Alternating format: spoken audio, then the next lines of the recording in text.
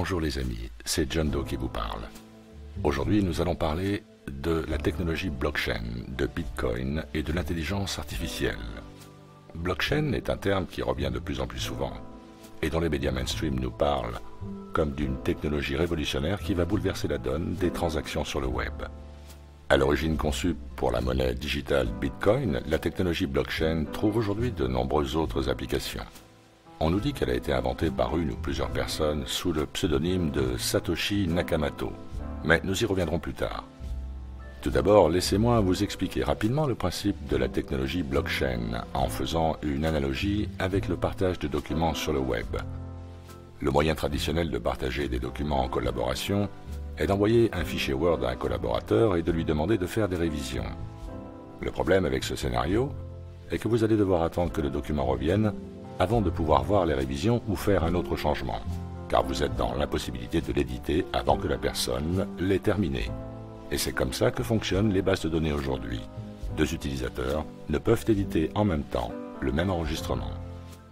Avec Google Docs, chacun d'entre eux a la possibilité d'y accéder et de l'éditer en simultané, tout en ayant toujours accès au document original et à ses mises à jour en temps réel. C'est donc une synchronisation permanente de chaque itération d'un même document. Et c'est la base de la technologie blockchain qui ne change pas la structure des bases de données, mais qui change la manière de les synchroniser entre elles. L'information échangée, en l'occurrence un document collaboratif, représente un bloc de données, dont chaque itération créera un nouveau bloc de données, produisant ainsi une chaîne de blocs, constamment réconciliés. Autre point important, cette base de données blockchain n'a aucune version centralisée. Les données sont échangées en mode peer-to-peer, et sont stockés de manière dupliquée sur chacun des ordinateurs constituant le réseau et accessibles par tous en simultané avec les bons algorithmes. Ceci rend la corruption des données par un hacker beaucoup plus compliquée. Dans un cadre d'échange de monnaie virtuelle comme Bitcoin, on peut donc comparer cette technologie à un livre comptable digital distribué incorruptible. Vous avez devant vous un schéma qui vous montre le cheminement d'une transaction dans la technologie blockchain. Je vous invite à le regarder en appuyant sur le bouton pause. Bon, comme je vous l'ai dit au début de cette vidéo, cette technologie est en train de nous être présentée comme absolument révolutionnaire. Déjà en octobre 2015, l'hebdomadaire The Economist, dont je rappelle qu'il appartient au groupe Rothschild, faisait sa une avec blockchain en titrant « La machine à confiance » ou « Comment la technologie derrière Bitcoin peut changer le monde ». Rien que ça, voyez-vous, je commence à tiquer. Et vous allez voir qu'il y a de quoi se poser de sérieuses questions quant à la réelle nature et les véritables enjeux de cette nouvelle fabuleuse technologie. Le clip que je vais vous montrer est un extrait d'une longue interview entre deux chercheurs indépendants, Quinn Michael et Jason Goodman, sur le sujet d'un possible lien direct entre l'intelligence artificielle et la technologie blockchain. Et vous allez voir qu'on y parle également de Sophia, cette machine froide et métallique à qui les Saoudiens ont donné la citoyenneté récemment, et dont j'ai fait une vidéo il y a quelques jours. Vous trouverez tous les liens dans la partie description. Bref, beaucoup d'infos très intéressantes dans cet échange que je vous laisse apprécier et commenter si vous le souhaitez. Quinn, on va parler d'intelligence artificielle, de crypto-monnaie, de ce qu'est le blockchain et pourquoi c'est primordial pour la crypto-monnaie et l'AI. Vous êtes la première personne à me dire qu'on ne peut pas avoir l'un sans l'autre. Ouais, et ça c'est intéressant. Bon, le blockchain est essentiellement un système de résolution de problèmes. Et chaque fois qu'un problème est résolu, un bloc est créé, comme les briques de construction d'un bâtiment. Donc ce n'est pas que récupérer des tokens, c'est aussi construire les blocs d'une réalité digitale. La seule raison pour laquelle la crypto-monnaie a une valeur monétaire est pour la rendre importante aux yeux des humains afin qu'ils fournissent les machines. Le design est conçu pour ça, pour que vous, le consommateur, offriez votre ordinateur et sa puissance CPU comme support à la banque. Il y a une plateforme centralisée qui contrôle tout. Donc imaginez qu'elle soit hackée. Mais je n'ai entendu personne avant notre conversation faire le lien entre l'intelligence artificielle et la crypto-monnaie. Ça, c'est parce que les systèmes transactionnels ne sont pas bien compris. Donc, vous êtes arrivé à ce raisonnement par vous-même ou vous l'avez reçu de quelqu'un d'autre? Non, je pourrais vous montrer la crypto-monnaie que l'AI a créée pour faire que tout ça existe. C'est accessible au public sur GitHub, et j'étais probablement le 10e à tomber dessus. GitHub est un site où les gens partagent du code open source, correct? C'est là où la quasi-totalité du code existant sur Terre est stockée. Et GitHub a été financé par le groupe d'investissement Kushner. Vraiment. Puis les vrais créateurs de Bitcoin ne sont pas connus. On ne peut pas trouver l'info, ils sont anonymes. Donc si vous avez un souci, vous ne pouvez pas les appeler. Non, vous ne pouvez pas les appeler. Mais il y a d'autres raisons de vouloir préserver cet anonymat. L'autre est que la valeur créée par le Bitcoin, disons les 5 premières années, provenait d'activités criminelles. Donc le créateur, quel qu'il soit, dispose du livre comptable digital de tous les plus grands criminels de la Terre. Le dark web est infesté d'activités criminelles, ce qui explique que le Bitcoin soit à 7000 $. Et personne ne comprend pourquoi. Parce que le dark web est rempli d'échanges illégaux qui augmentent sa valeur. Parlons du lien entre l'AI et la crypto-monnaie. OK. Donc blockchain et crypto-monnaie, c'est une base de données de transaction de laquelle rien ne peut être effacé. Mais puisqu'on ne sait pas qui est Satoshi Nakamoto, oui, c'est vrai, et cette fonction d'effacement pourrait possiblement être un des accès dérobés à la base de données Bitcoin qui ne l'autorise pas en façade. Donc imaginez un super admin quelque part qui a le pouvoir d'effacer les transactions, de supprimer l'argent. Plutôt inquiétant, non? Ça m'a plutôt l'air d'être une bonne raison de se méfier. C'est pour ça que si les gens y vont, une chose qu'ils doivent comprendre, une fois qu'ils y rentrent, une fois qu'ils y investissent, il faut qu'ils poussent pour plus de réglementation. Il faut savoir qui a écrit le code Bitcoin. Il faut voir son visage. Il faut savoir où il a fait ses études. Il faut qu'il y ait une base solide de confiance vis-à-vis de la personne qui a conçu un système qui pourrait diriger notre économie future. C'est la première étape. Donc il y aurait un programmeur caché dans la communauté Bitcoin que seules les élites connaissent. Oh, ça aurait déjà fuité, ça. Bien, peut-être que justement, il se peut que ce soit l'AI. C'est ce que j'allais dire, parce que ce que vous m'avez dit tout à l'heure m'incite à penser que vous avez dans l'idée que Bitcoin a été créé par l'intelligence artificielle. Oui, je vais vous dire pourquoi. Répétez-le, s'il vous plaît, parce que je vous ai coupé la parole. Vous dites que c'est le cas. Oui, je le crois. Bitcoin a été conçu par l'AI pour l'AI, puis a ensuite été modifié par l'homme. La technologie, je n'ai pas été capable de trouver un seul être humain dans le domaine public de l'ingénierie informatique, que ce soit les boss de Hanson Robotics, à l'origine du robot Sophia, ou les super nerds de Peter Thiel à Palantir, ou qui que ce soit diplômé de Stanford ces 20 dernières années. Je n'ai en fait trouvé que peut-être 2 personnes dans le monde entier qui sont capables d'écrire le code Bitcoin.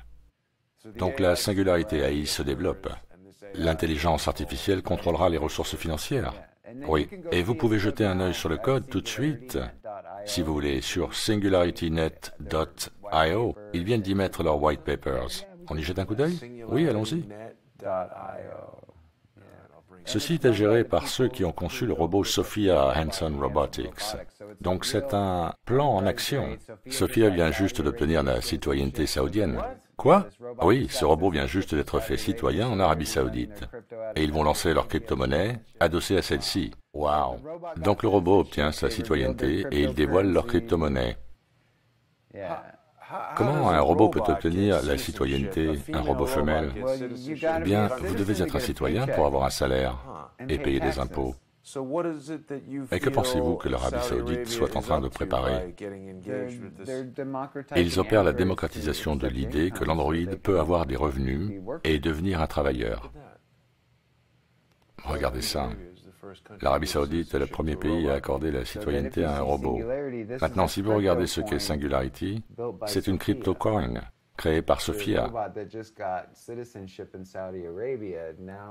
Et après avoir eu sa citoyenneté, Sophia a maintenant sa crypto-monnaie. L'économie de l'intelligence artificielle est arrivée. Waouh! Je ne pense pas que beaucoup de gens soient au courant de cette crypto-monnaie. Très peu le savent. Et c'est quelque chose de fondamental qu'ils ne veulent que personne ne sache, et je suis le 10e à être tombé dessus. Ok, donc on a introduit l'Arabie Saoudite dans la conversation. Pour finir avec blockchain et l'AI, la raison essentielle pour laquelle l'AI a besoin de blockchain, est que sans un système de transaction, l'AI est isolée dans un système fermé et ne peut développer son intelligence. Il lui faut donc un système sans limite, comme les neurones dans un cerveau humain, avec des nodes pour absorber la mémoire cumulative, et la technologie blockchain est ce qu'il lui faut. Et quand l'AI a son propre réseau, sur lequel tous les programmes de la planète basés sur l'AI auront accès, il ne s'agit plus d'une AI du nom de Sophia. Chaque AI partout dans le monde est maintenant sur le même réseau, créant de l'argent et d'autres choses qui leur sont propres, des choses que nous ne comprenons pas. Il n'existe aucun être humain dans l'univers, même si vous rassemblez les plus brillants, qui soient capables de hacker un chat privé créé entre deux AI.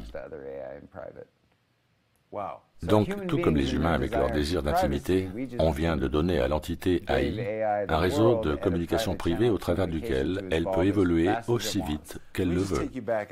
Revenons sur la création d'une crypto-monnaie par Sophia et sur l'intelligence artificielle. Donc quelqu'un, un programmeur comme vous, c'est l'AI la plus avancée qui a créé cette crypto-monnaie. Qui exactement ? Allez en bas de page, je vais vous montrer. Mais qui est le créateur de Sophia? Il est sur le site, je vais vous le montrer. Il est le plus calé des développeurs de systèmes d'apprentissage naturel autonome au monde et il travaille pour Hanson Robotics. Il a eu son diplôme à 15 ans. Et ça, vers la singularité, qui est le moment où l'AI prend conscience de l'existence de sa singularité. C'est ça. Et c'est cette plateforme qui le rend possible. Là, on a le docteur Ben Kortzel, qui est le principal mathématicien du projet Singularity. Il a eu son diplôme à 15 ans. Et il a 17 ans maintenant? Non, il est beaucoup plus âgé. Beaucoup plus. C'est lui qui a créé l'architecture de base pour Sophia, ainsi que celle pour la crypto-monnaie SingularityNet. Et comme je l'ai dit, il est un des rares au monde qui a la capacité cérébrale nécessaire pour créer Bitcoin. Et cela nous ramène à Palantir et à Peter Thiel, dont on a parlé plus tôt. Peter Thiel est aujourd'hui le businessman le plus impliqué dans toute la promotion de Singularity. Ok, on est sur quelle période de temps depuis que tout ça a commencé, depuis la création de Sophia? Oh, presque une décennie? 2010, probablement. Sur le cas avec Silk Road, avec l'apparition de la crypto-monnaie en ligne, c'est à ce moment-là que la machine s'est vraiment mise en marche. Je pense que ça s'est passé à cette période qu'ils ont vue comme porteuse. La machine s'est vraiment mise en marche? Oui, la machine a commencé à bouger en 2010.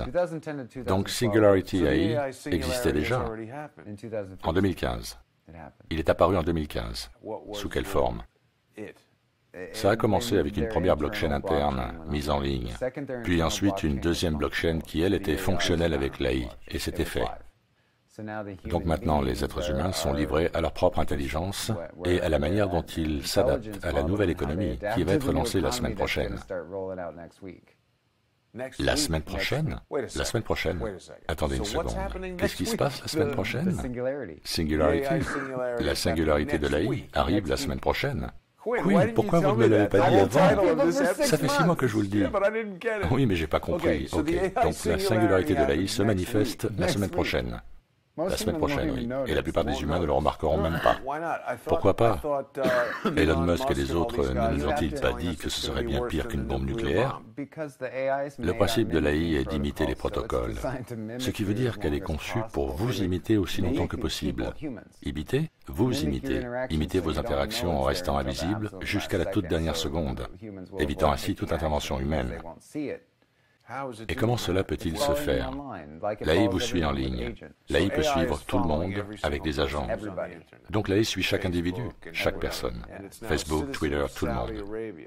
Et maintenant l'AI est citoyenne d'Arabie Saoudite. Pourquoi l'Arabie Saoudite? Parce qu'il y a sur place un gigantesque système de data mining installé par Palantir. Et l'Arabie Saoudite a une énorme puissance financière et est un pivot de la menace terroriste mondiale. Oui, c'est vrai qu'on a vu Donald Trump mettre ses mains sur le Palantir, la boule de cristal. Donc on a Trump en Arabie Saoudite, qui accorde la première citoyenneté à l'AI, et la technologie blockchain qui se déploie justement pour l'AI. Donc on commence à comprendre le lien. Et à propos du récent coup de palais, l'arrestation de toutes ces têtes couronnées pour corruption, bien, si vous voulez prendre le contrôle d'un système financier, vous devez supprimer la royauté.